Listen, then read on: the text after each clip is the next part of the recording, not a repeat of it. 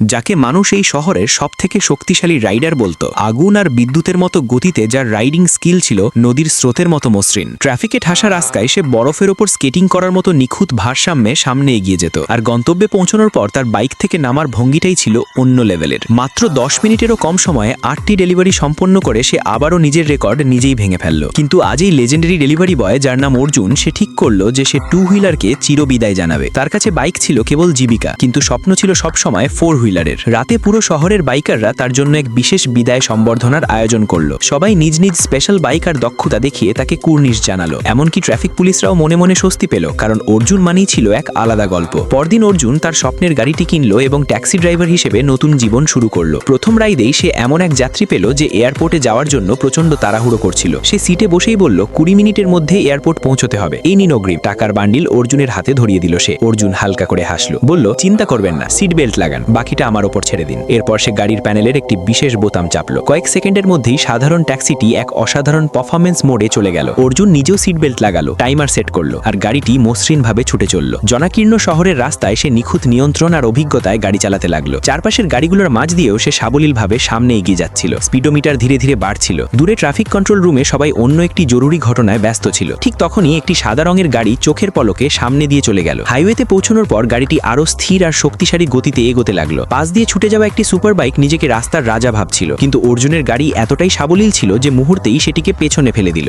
যাত্রীর হার্টবিট ততক্ষণে দ্রুত হয়ে উঠেছিল। অবিশ্বাস্যভাবে মাত্র 14 মিনিট 30 সেকেন্ডেই তারা এয়ারপোর্টে পৌঁছে গেল। গাড়ি থেকে নেমে যাত্রীটি কিছুক্ষণ চুপচাপ দাঁড়িয়ে নিজেকে সামলাতে লাগলো। আর ঠিক তখনই গল্পের নতুন মোড়, কারণ পরবর্তী কাস্টমারটি ছিল কোনো সাধারণ মানুষ নয়, বরং একজন পুলিশ অফিসার।